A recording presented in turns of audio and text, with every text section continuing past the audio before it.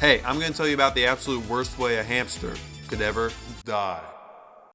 Okay, I know this is a pretty grim topic, but I'll be sure to put happy and positive music over my commentary to help lighten the mood a little bit. Today, we'll be covering the interesting ways my beloved childhood pet hamsters met their ends by sharing the cruel and depressing stories of how they died.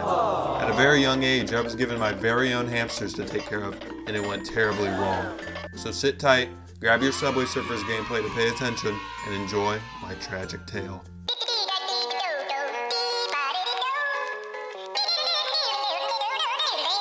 Just to advise everybody watching right now, one of these deaths is extremely inhumane and morbid, so if you are easily sickened or faint of heart, click off right now and go watch another one of my videos, not anybody else's.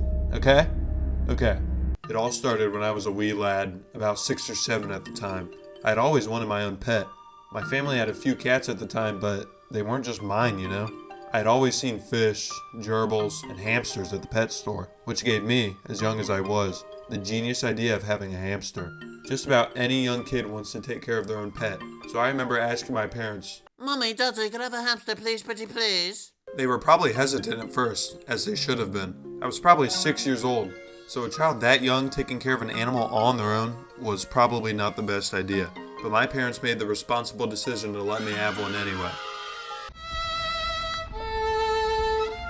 I remember the day clearly, taking the little hamster home from the pet store in a little box. I was 6 years old at the time. My parents had gotten me a cage, bedding, all the necessities a hamster needs to live a long and prosperous life. I named the hamster Roy, for no particular reason. This hamster was also a girl, but my 6-year-old ass didn't give a damn. I finally had a pet to take care of and nothing could possibly go wrong. I remember it like it was yesterday. My beloved hamster Roy had just finished rolling around the house in its tiny ball. I, a 6-year-old, was putting the hamster back into its cage when something downright terrifying must have occurred. To this day, not a single soul is exactly sure what exactly had happened. My hamster's hind legs suddenly became injured, limp almost. It had either gotten hurt within the confines of its plastic ball, or from me possibly mishandling it against the cage entrance. Either way, the hamster was injured. I was a stranded, scared little 6-year-old boy and didn't know what to do. My first instinct was, of course, to get help.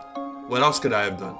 Keep in mind, I was 6 years old at the time. I rushed to my parents, informing them of the urgent situation at hand. Not knowing how to care for the little hamster, or willing to take it to the vet or something, my loving and caring father decided to put the poor thing out of its misery. I want you, dear viewer, to think for a moment about what the best way to do this would be. Keep in mind, you have a screeching and crying 6-year-old watching. The best way, according to my father, was to take it out like the old family dog. He took the hamster, brought it to the backyard, placed it on a tree stump, and shot it with a gun in front of my very eyes. This hamster had survived maybe a good 2 weeks before it was taken away right in front of me. Crying and possibly traumatized, but we won't get into that. I was devastated and feeling an immense amount of guilt on my 6-year-old's shoulders.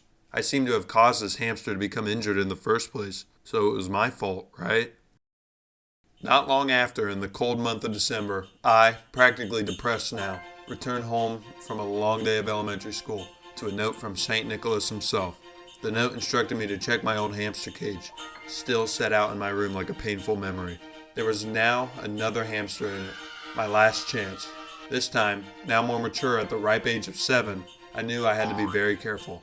I once again named the hamster Roy, and I don't understand why. This time, both me and the hamster actually seemed to be doing alright. I don't remember much about this hamster, except for one night, not even a few weeks after I had gotten it. I was playing Mario Kart Wii in the basement, and my mom stepped down the steps.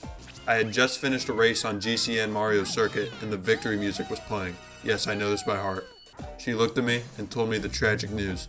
The window right next to the hamster cage was left open in my room, and my dear hamster, Roy too, had froze to death. Why was the window open in December? I don't know, ask my mom. This wasn't my fault this time. And then she came downstairs and rudely interrupted my game. Like, come on mom, I'm playing Mario Kart here and you're killing the mood, damn.